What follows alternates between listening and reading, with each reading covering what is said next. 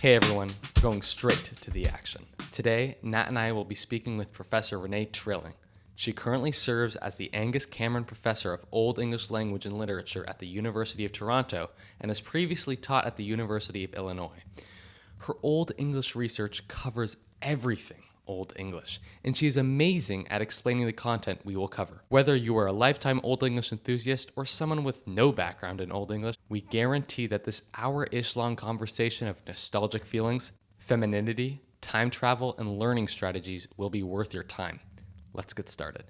Professor Rénee Trilling and all WHAT exploring Old English listeners, thank you for joining us today.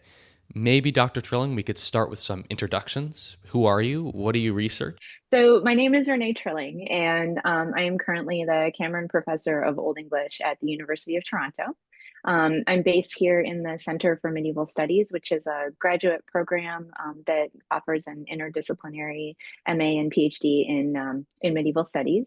And I also teach in the English department and sometimes for the undergraduate medieval studies major at at St. Michael's College. And I'm a relatively new arrival here at Toronto, actually. I started in January of 2024. And before that, I taught and worked for almost 20 years at the University of Illinois at Urbana-Champaign. So I am a recent transplant to Toronto, but really, really enjoying it here. And I've been working with Old English. I realized this fall for 30 years. I took my first Old English course as a sophomore in college in the fall of 1995. So I have now 3 decades under my belt of working with the language and the literature and the culture of early medieval England. Um, yeah, so I mean, so that's who I am, and sort of my history with the field. What else can I tell you about? I think we can just jump right in. So one of your biggest works has been your book, The Aesthetics of Nostalgia. Just so we're all on the same page, maybe you could explain what that even means? Sure, yeah. So that project grew out of my doctoral dissertation, and it started because I was just really interested in the question of how people represent the past. And one of the reasons that I'm so fascinated with the Middle Ages is because it represents an era that is very, very different from the way that we think about the world in the 21st century. And yet, at the same time, there are these points of familiarity that pop up in the literature and the history, things that we can grasp onto that make us feel or think, exactly the way would feel or think in the same situation. So there's that kind of that recognition of a shared humanity across time and space, which I think is really fascinating. And I was interested in the question of how people living 1,000 years ago thought about their relationship to the past. And I had noticed that a lot of the poetry that I read as a student was really obsessed with thinking through the epic history of the early English people. So telling stories, like things from Beowulf and the other heroic poetry about these ancient Germanic heroes. Um, and if you think about it, right, the Beowulf poet is looking back on an era that predates their own moment by hundreds of years. So they're thinking about this distant past and wanting to represent it in their own present moment. And that really resonated with me as someone who is also fascinated by the distant past and wants to think about how it is meaningful for people today. So I think it was kind of that sort of double movement of looking backwards and wanting to understand how people in, say the eighth through the 11th centuries negotiated their own relationship with history. And it just seemed to me like a lot of that poetry I was reading was characterized by this real longing for not a return to the past, but for a recognition of how glorious and how wonderful it was back then, and sort of a romanticizing of those ancient days. That again just reminded me so much of the way that a lot of our contemporary work with the medieval sort of has this underlying sense of longing to it, and a romanticization and a glorification of that past. And that's certainly not the only way that history was represented in the early medieval period, but it did seem to be a really strong tendency among the literature that I was looking at. So when I was thinking about what I called the aesthetics of nostalgia, it was about what kinds of social and cultural and emotional work that poetry was doing for the people who wrote it and read it in their original moment, and how it helped them negotiate not just their understanding of the past, but also their sense of how that past could inform their identity in their present moment, and also help them to kind of chart a future for themselves and for their communities. That's a really interesting, I guess, this sort of perspective. At the time that you worked on this, how did this differ from more conventional interpretations? A catalog of events or a Christian allegory, something like that? Well, I think that there are so many different ways to approach this material, right? And there for very good reasons, right? Well, I mean, if we back up a little bit, all of the literary production that we see from this period is coming out of monasteries, right? So all of it is being written from the perspective of people who are not just Christian, but are very, they're professional Christians. They're really committed to their beliefs, and those beliefs, as they do for any writer, are going to impact the way they represent a story. And I think there is a lot of really amazing work about how understanding the sort of that Christian context, everything from the stories of the Bible as influences on Old English literature, to how the liturgy and the daily practices of the church and of monasteries, how that would have shaped the literature, um, to theology and how the writings of the church fathers would have influenced poets and things at that time.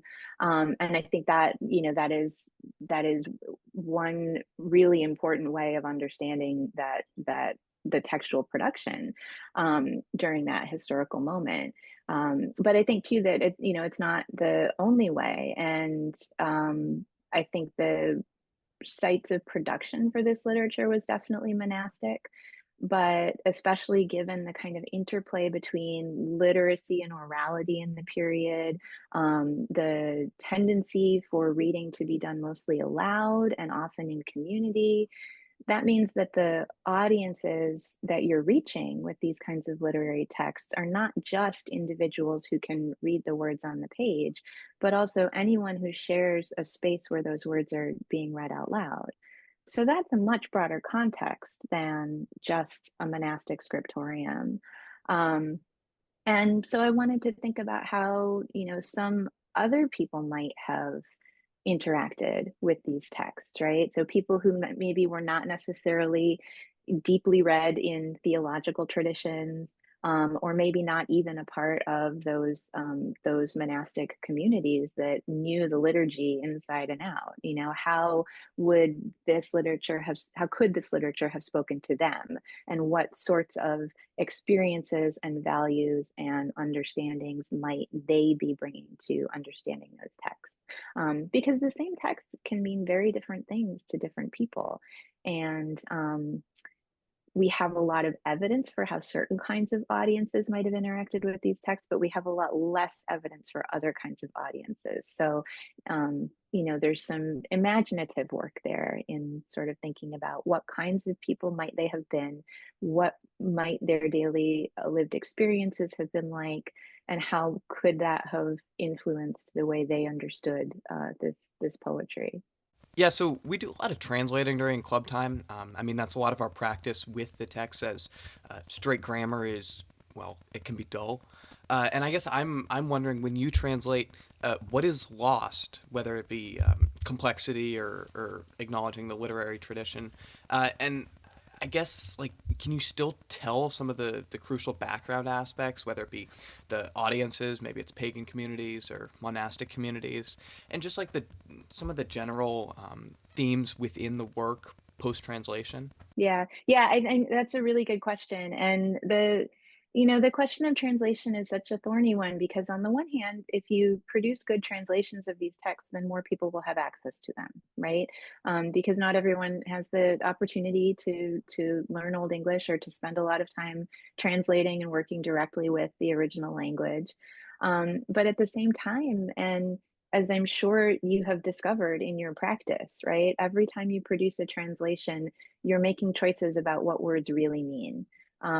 And you come up to a word and you can look it up in the dictionary, and it gives you a range of possibilities, and you choose among those possibilities. You can only pick one, right? You can't use multiple words to translate. Well, I mean, I guess you could have a very messy looking translation. um, but one of the things that does is sort of, it narrows the possible valence of meaning for any one of those individual words. And it means that the translator has made an interpretive choice about what to emphasize there, right? Um, so I think that's one of the things that's lost in the production of a translation, or if you're only reading a translation, right? You don't get the sense of the sort of the range of potential meanings in the words that the poet has chosen. Um, but if you are the translator, if you are the one working that closely with the text, then I think one of the reasons that I am so attracted to working on this literature as a literary scholar is because that process of unpicking the grammar to figure out how a sentence works, and then working through the possible semantic range of each of those words, means that you work so much more closely with the language than you would if you're just reading something in modern English and you can understand it right off the bat, right? So you notice things about the way poetry functions that might otherwise go unnoticed. You notice how maybe different clauses in parallel are working to underscore a certain kind of feeling or a certain kind of image. You notice, those literary devices like alliteration, and you notice the very rare moments when something like rhyme pops up, and you can get really excited about that. So I think that exactly what you all are doing in your practice of working through translation, it gives you a sense of the story of what's happening in a poem, but it also really allows you to pay close attention to how the language works. And that's something that I think for literary scholars especially is very exciting and can be hard to do if we don't have to slow down and think about the poem at the level of language. And we have to do that when we're reading Old English. So it's one of the reasons that I get excited about it. So this time in early medieval England it's a really interesting religious landscape. Paganism, Christianity. From the nostalgic lens, what are you able to glean about the dynamics between the religions of this time? Yeah, I think that's one of the reasons that sort of that framework of nostalgia was so appealing to me, is because, as you say, this is an exciting period because it's one of profound transition for these huge groups of people, right? So you have these, essentially Germanic speakers flooding into an island that's dominated by mostly Celtic speakers, and they are interacting in, sometimes productive and sometimes less productive ways. They're bringing these pagan cultural traditions with them, but in very short order, historically speaking, they're converted to Christianity. But as you say, a lot of those original homegrown traditions hold on for a long time, and I think we see in a lot of the religious literature a certain amount of uneasiness with those practices, right? That attachment to traditional folk practices is dangerous, right, from a Christian perspective. I think that nostalgia is actually a mechanism that was really productive for these people in negotiating how they could relate to that pagan past, right? Because on the one hand, if they were going to be good Christians, they had to refuse all of that stuff, right? You could no longer be attached to the pagan traditions. And to a certain extent, the idea of the sort of the Germanic hero is very intertwined with those pagan traditions. and runs counter to a lot of what Christianity would teach you to value, right? So if you're an early English person and you're sort of caught in this space between cultural traditions that you value and that you really want to hold on to, and Christian traditions that you are equally kind of committed to, how do you negotiate that tension? And I think this idea of nostalgia is something that allows them to do that, because nostalgia is, by definition, it's a longing or a desire or an affection for something that is gone, right? It is no longer there. It is no longer present. So it's a way, I think, psychologically and emotionally, of acknowledging that you value something, while also, and acknowledging that there's a certain amount of desire in your heart for it, but also recognizing that it is something that is gone now. So there's a little bit of a tension there, because you've got, on the one hand, this longing, on the other hand, a sense of something that is completely no longer a part of the present. And so nostalgia means that it's a way of sort of indulging in feeling good about something that is long gone, that is a part of the past. So it's no longer in the present. It doesn't trouble your relationship to Christianity at all, but you can still sort of celebrate and honor that tradition. But there is an inherent tension there, and I think those are cultural tensions that people negotiate in all times and places. So even if it's not specifically the same kinds of cultural tensions, we all of us are in places where we have to negotiate between the demands of different parts of our identities, and I think medieval people had to do that as well. Yeah, so before we move on from this very important topic of nostalgia, I'm just wondering, might there be any texts, whether it's Beowulf or something else, that do well to highlight the differences between nostalgic writing and the more straightforward traditional historical records or Christian allegory forms of bookkeeping?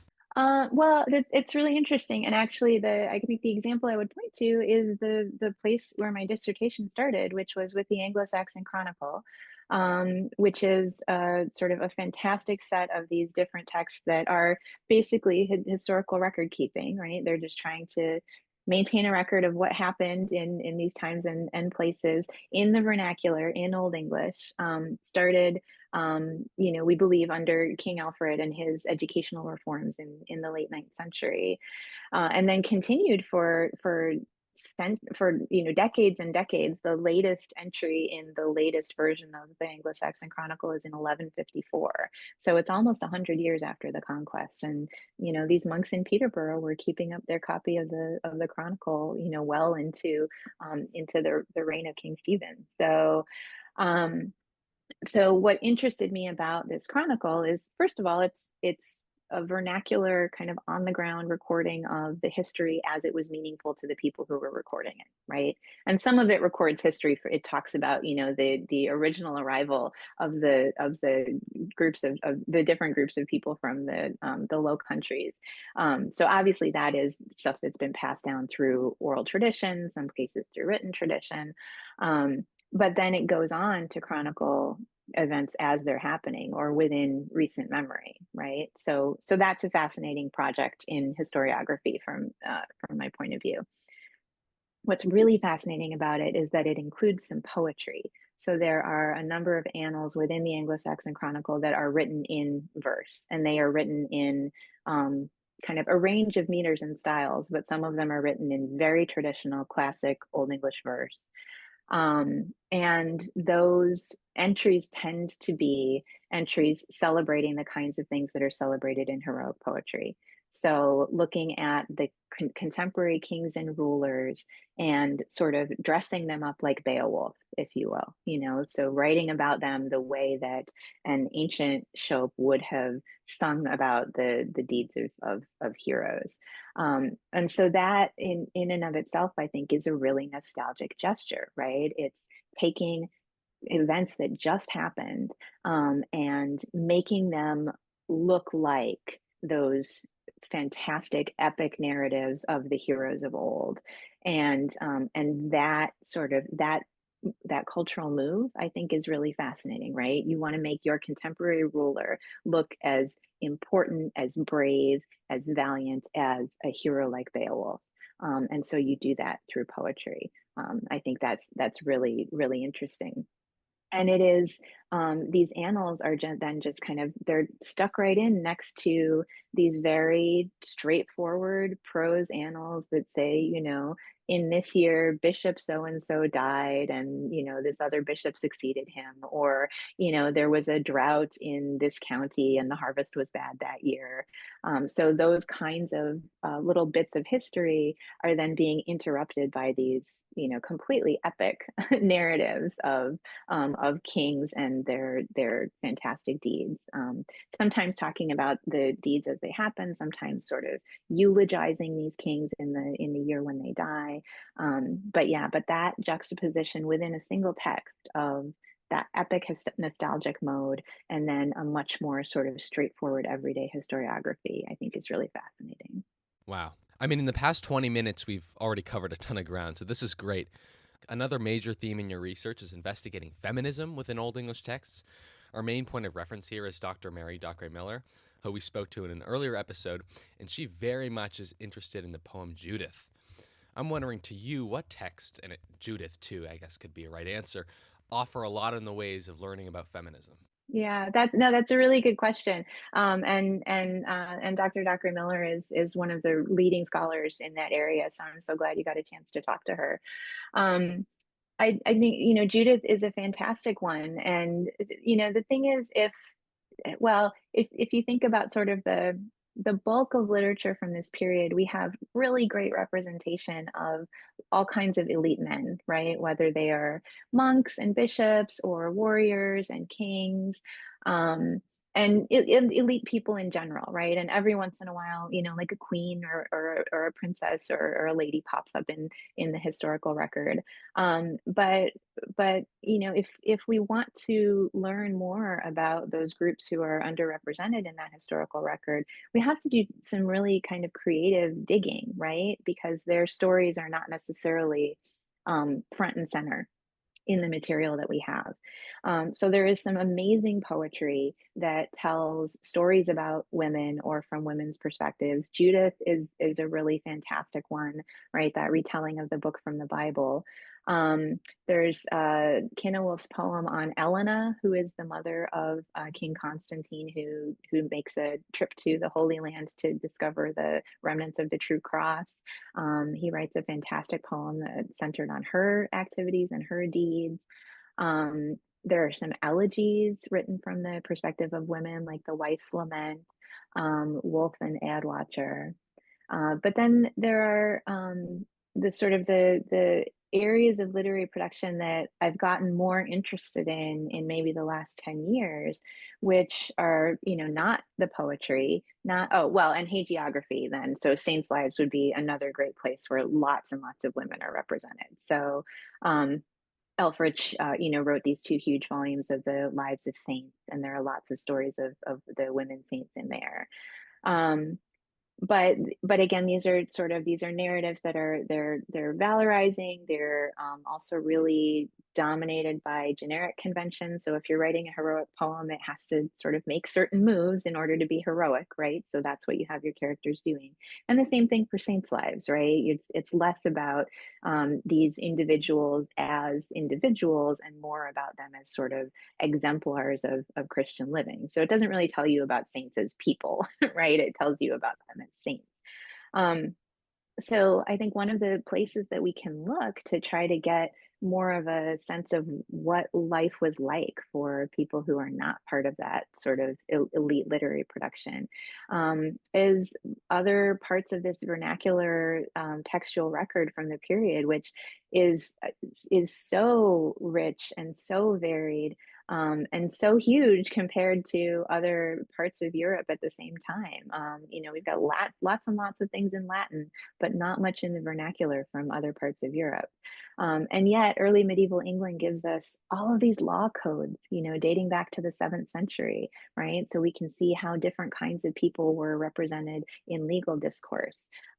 We've got this incredible range of medical texts, right? So, recipes, leechdoms that talk about all different kinds of people and different kinds of bodies. That is just such fascinating material. Um, there's, charters that kind of talk about the relationships between people and property and actually give you some insight into not just the sort of the super wealthy and the elites of the period, but also the other people who participated in managing and passing down that property through generations. So, it's sort of a sifting and winnowing process, like you read through a lot of material to find evidence of the kinds of people that you're looking for. But they are there. And so we get these amazing stories that are not, epic heroic narratives about saints or about women warriors like Judith. But that are about real people's lives. And so that is one of the places that my interest in looking at the history of women has taken me. And it has also been an opportunity to learn about, lots of different kinds of people who were not just the sort of the elite male warriors and bishops of the ruling classes. So it's pretty far afield from the literary, the strictly literary stuff. But it's also kind of a realm of the material that historians have worked a lot on, but literary scholars have not as much. So I think it is a rich field to be mining for new kinds of evidence about how people thought and felt in the pre-conquest period. I had seen that you were a co-author on an article a couple of years back titled "A Feminist Renaissance in Early Medieval English Studies." I skimmed it and I noticed a couple of very interesting essays. I think there was maybe 5 included. Off the top of my head, one was about the Alsworth widow. Another one was about lewd riddles, which I just think is hilarious. And another one about Queen Emma. And I was wondering if you could discuss what the implications of a feminist renaissance are for the academic study of Old English, and also any narratives you've personally deconstructed or new ones you've created to provide a broader perspective on what the period meant. Yeah, sure. Yeah, no, and that was a really fantastic project, actually, that I worked on with Robin Norris at Carleton University in Ottawa and Rebecca Stevenson at University College Dublin. And the three of us just sort of put out a call, oh gosh, almost 10 years ago now, for people who were interested in sort of again trying to do this kind of excavation work, right? Like looking for representations of women throughout the textual record of the period and trying to see what we could understand about women's lives based on that, right? Because it's because the sort of the surface level reading of the literary record has yielded a certain amount, right? But had kind of been exhausted. So, we had Judith, we had Elena, we had the wife's lament. People, we had characters like Wealhtheow in Beowulf, and people did a lot of amazing work talking about women's lives based on those things. But they had the problems I talked about earlier, right? That it's representing a very small subset of women in the sort of the social stratum, and not a very realistic one at all. So we put out this call for people who wanted to do work to really uncover not just sort of what's going on with women in the early English period, but also what taking a feminist approach, a feminist informed approach to the literary record might reveal for us, and how that methodology might be productive for us.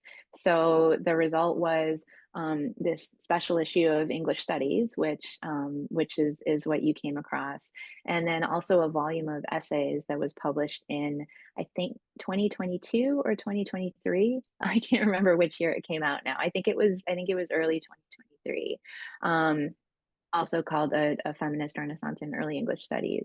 And it was just astonishing to see, as you were kind of sketching out there, the range of different kinds of materials that people were working with. So, for example, Andrew Rabin's article on the Aylesworth widow there looks at this one preface to one charter that just sort of gives the background of a new grant of land in the story of a widow who's been a widow and her son who have been tried for witchcraft, and is able to use that as sort of like the thin end of the wedge into this whole exploration of gender and witchcraft and property ownership and power, and the way that those things were interacting, just based on the evidence of this one little preface to a charter.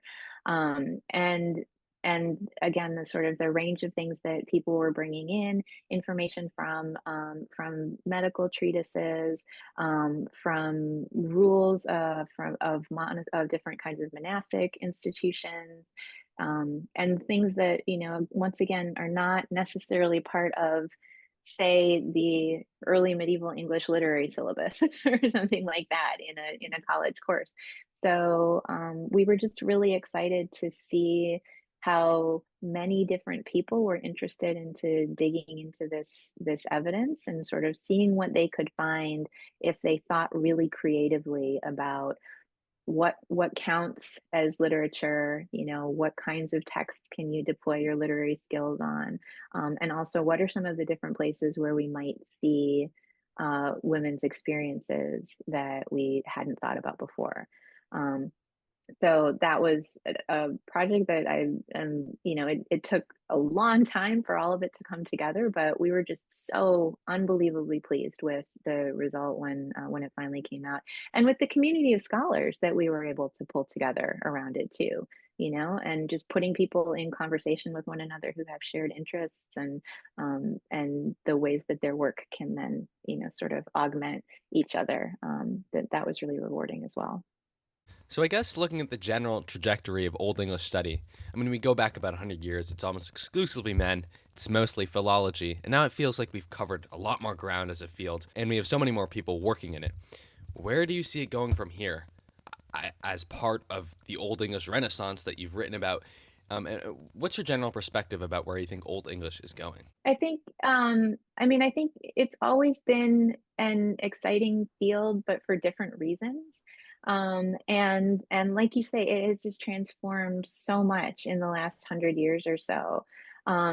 Interestingly, so the Medieval Academy of America is celebrating their 100th anniversary this year in 2025. So I think that sort of that 100-year mark, for the field of medieval studies in general, has prompted a lot of people to do some reflection, and to think about what has changed over the last 100 years, and what kinds of things might we be able to do going forward. One of the really exciting developments in medieval studies, in my mind, is the shift towards thinking about the Middle Ages on a global scale. And I think especially for early English studies, this has so much potential, because I think there has been a tendency to sort of to get caught up in the way that, Britain is an island and it's kind of isolated and it's set off from the rest of Europe and sort of doing its own thing, often its own quiet little backwater. But historically, we know that it wasn't like that at all, that people were moving back and forth between the island and the continent. People from early medieval England, even before the conquest, were traveling, thousands and thousands of miles. There were mercenaries that were going off to fight in the service of rulers in Western Asia. There were people going on pilgrimage. And there was all kinds of interconnection with the other parts of the North Atlantic. So with Ireland, with the Scandinavian countries, and then even sort of down into the Mediterranean. So I think that more general shift in medieval studies has a lot of promise for the study of early medieval England too, and thinking about it, not just in terms of its own language, its own traditions, but also the ways that those cultural traditions were interacting with and impacted by um, cultures from very, very far away. So I think the work that's being done right now on the movement of people and objects between, all across the continents of Europe and Asia and Africa in, between, say, I don't know, 500 and 1100. That kind of historical work, I think, is going to present a lot of opportunity for literary scholars like me to think about how something like Beowulf, that we think of as so, which is bizarre anyway, because right, it's a story about a Scandinavian hero. There's nothing English about it, but um, but we think about that as being so insular. Um, but how might this literature that we have been thinking and talking about for more than 100 years, how might we have new perspectives on that based on what we know about the way that people and objects and ideas were moving all over on a global scale in that period. So that's my hope. That's my hope for the next 50 years at least of Old English studies. So we had to research everybody a little bit before we met with them, and in looking you up online, we noticed that you had a TV series or something along those lines through the Great Courses. I just wanted to note that I thought it was really, really fascinating that you had like an Old English TV show. Could you just elaborate on that a little bit more? Orko and I were thinking about possibly subscribing to the program. Yeah, no, that was really fun to do. It's basically it's a series of lectures. There are 24 lectures in it, and people it's a now a streaming service that people can subscribe to, and they can watch lectures in courses on all different kinds of topics. I mean, name a topic and they have something on it. And they had reached out to me 4 or 5 years ago and asked if I was interested in doing one on Old English. And so, yeah, so we prepared and then recorded these 24 lectures on all kinds of aspects of Old English literature, language, culture, history. It was really, really fun, but it I was excited about it because it means that this kind of material then is reaching this wider audience of people who are very enthusiastic about it, but maybe don't necessarily have access to, a great club at their school that will give them an opportunity to explore it, or classes at their university, or people just sort of out there in the world who want to know more, and now have a way to do it. So I think there's a lot of amazing resources out there actually about Old English language and literature, and also about the period more generally. And that is something else that has changed, right, in the last 20 years. Just this explosion of the kinds of really great material you can find online if you're interested in knowing more.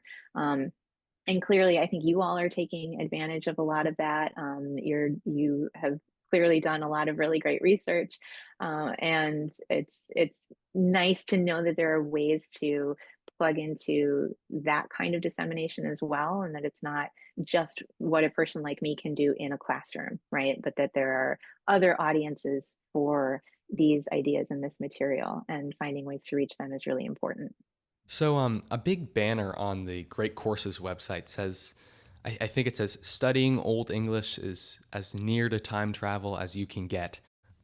It's really interesting because I think Nat and I in the whole club really connected with this notion recently.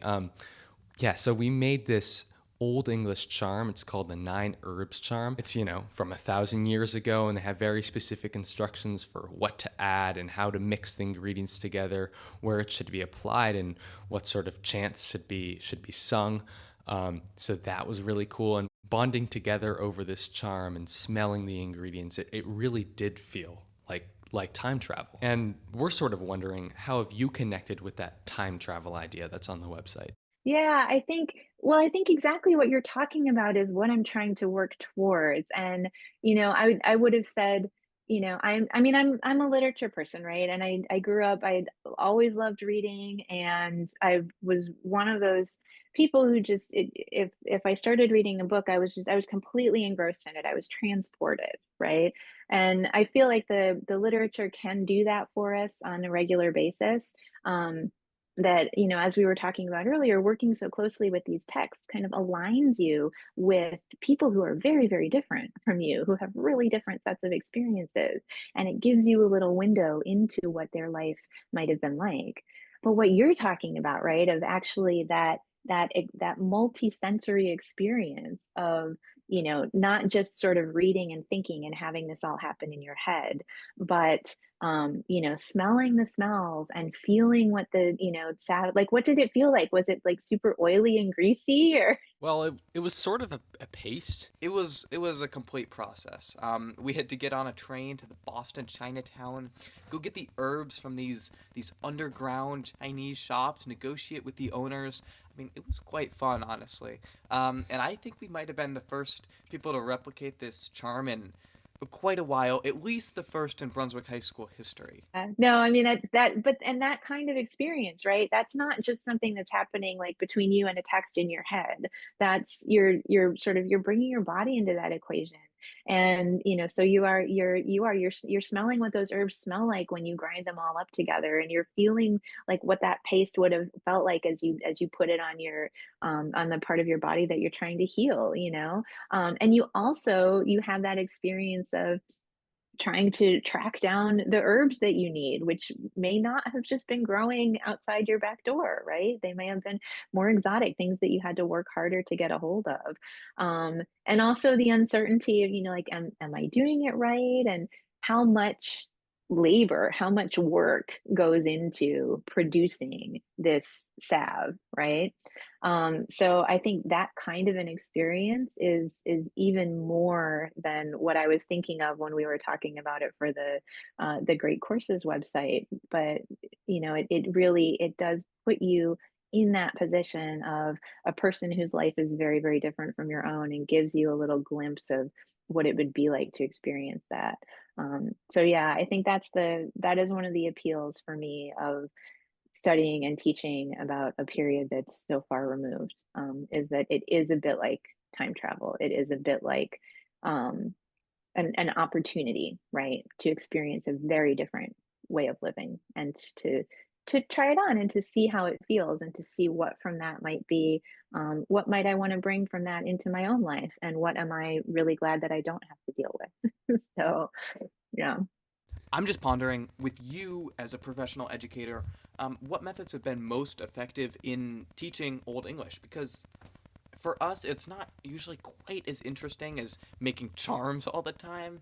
And to be frank, we just do a lot of slideshows. No, there's well, there's a lot of grammar. This is the challenge, right? Is there's a lot of grammar that you have to master in order to work with Old English directly. And it's grammar that is very, very different from how present day English works. So, so I find that students who have some German or something like that, they have a leg up because they already know about things like case.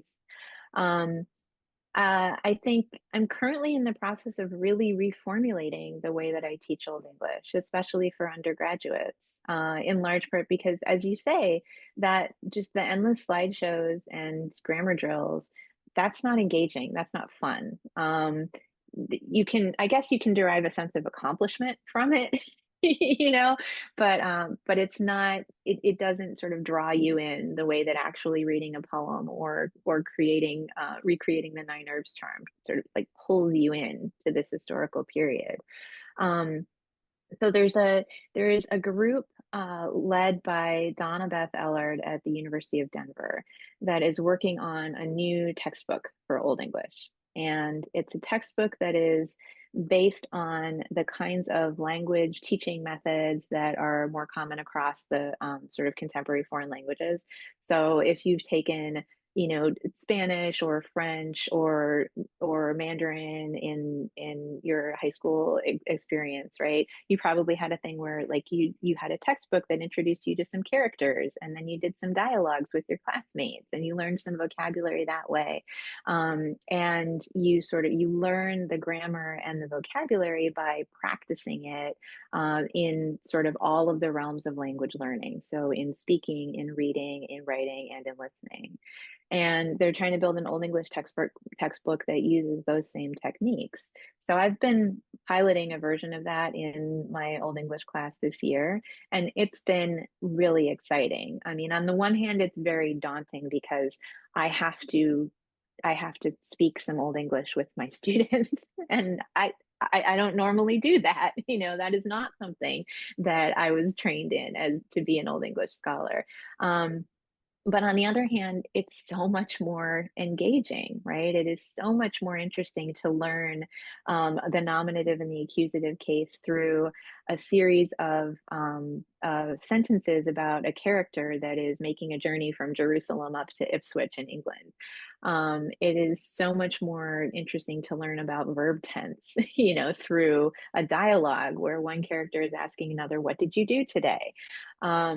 Than to just sort of, you know, write out paradigms where you're conjugating a verb or declining a noun or something like that.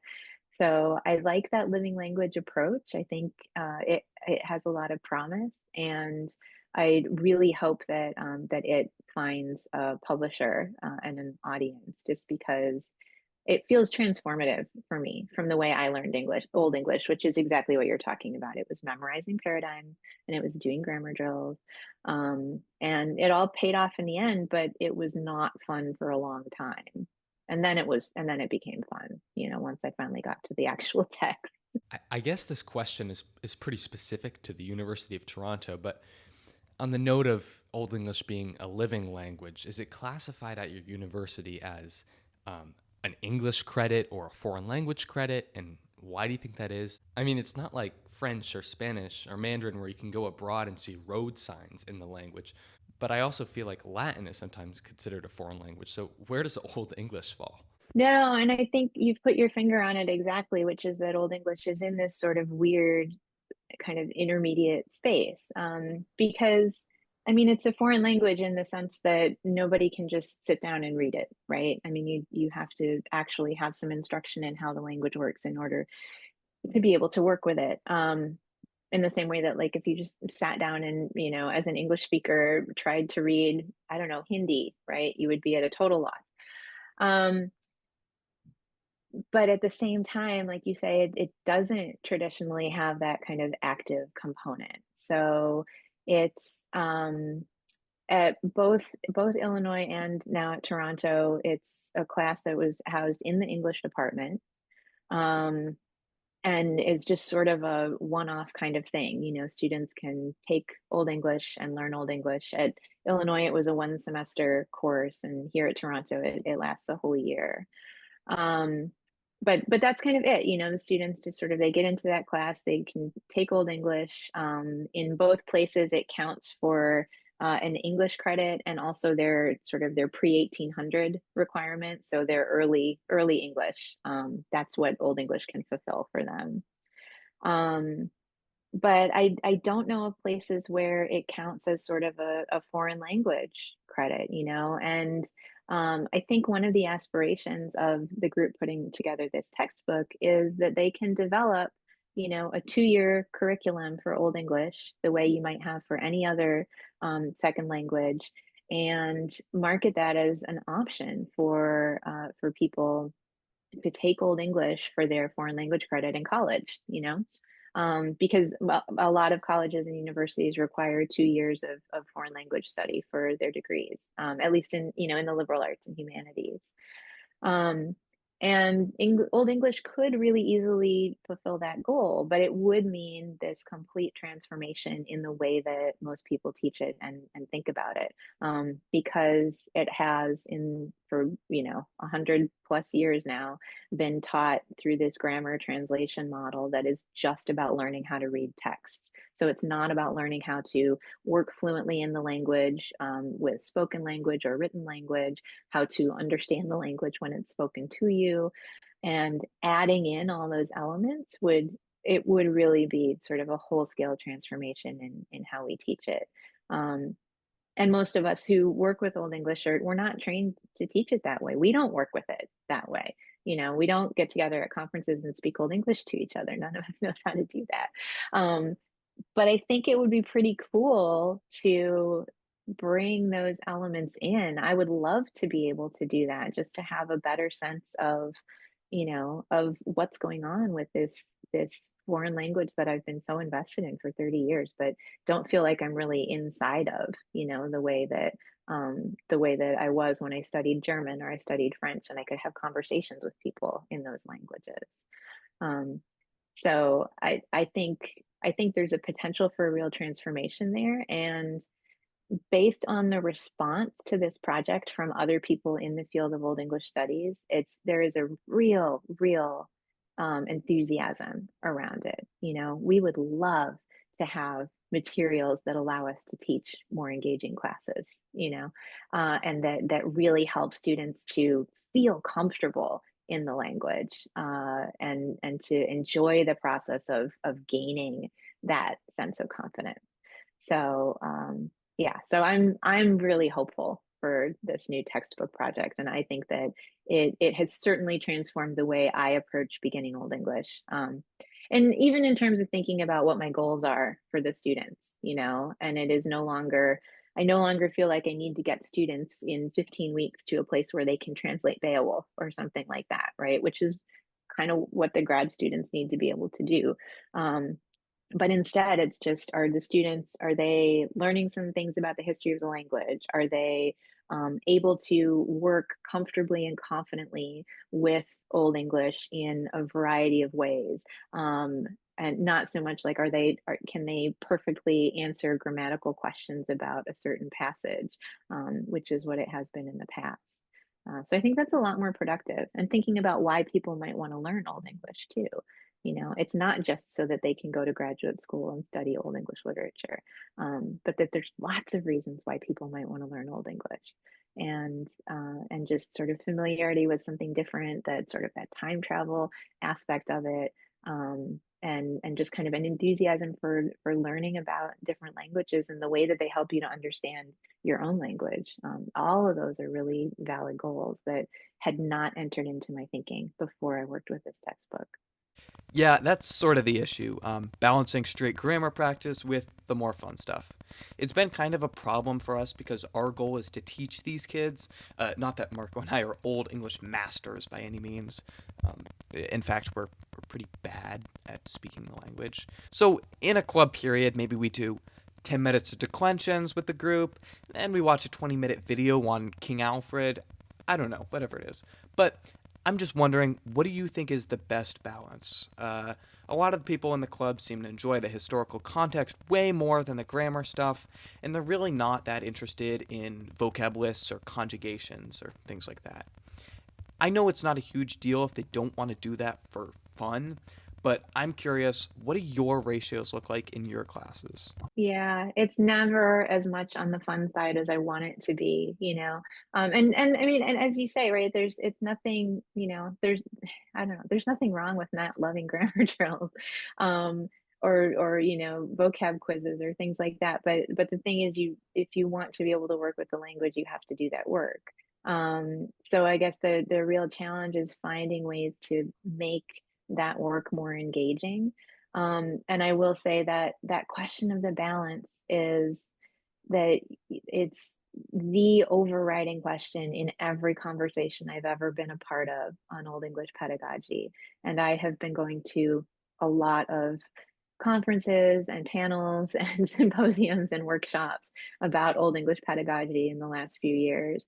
And every single person there, right, is struggling with exactly that same question, right? How do we put in the time that is necessary on sort of the basic grammar things while also making sure that the students have a rewarding experience with it? And those two things feel mutually exclusive, right? So I don't know. I guess I have historically opted for more of a kind of carrot approach, that, like, well, if you do the grammar stuff, then there's this fun stuff that we can do afterwards. So reward rather than bribery. But it is a challenge. There have been some efforts too to try to kind of gamify that grammar portion. and to make the necessary grammatical work to try to find ways to turn that into playful activity rather than just sort of rote memorization.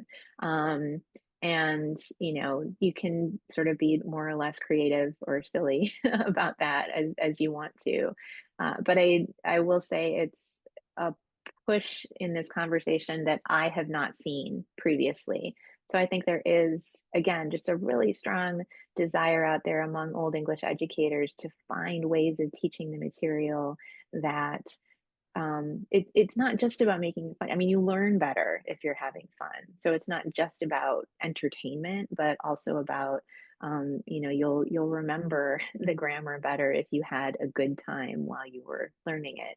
So yeah, so I've been also experimenting with incredibly silly games in the classroom to try to teach things like case or verb conjugation, things like that. And some of them work better than others. Some of them are just silly, but I figure if nothing else, 30 minutes where students just get to have a good time and be silly and blow off steam is probably time well spent. So, but yeah, it's a challenge. I totally sympathize. And we also recognize that you're teaching college kids who are dedicating their life to this, and we're teaching a bunch of freshmen and sophomores.